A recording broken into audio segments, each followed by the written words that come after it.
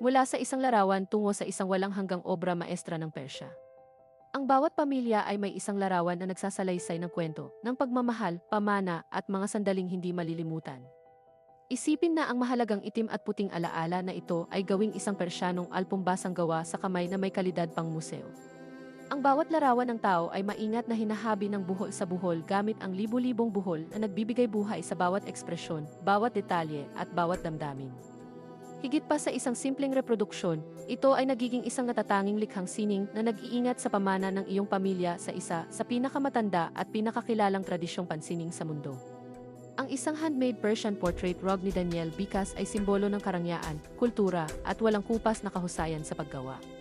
Hindi tulad ng karaniwang mga litrato, ito ay nilikha upang tumagal sa maraming henerasyon, nagiging isang mahalagang pamana ng pamilya na ipinapasa mula sa mga magulang tungo sa mga anak na naglalaman ng parehong emosyonal at artistikong halaga.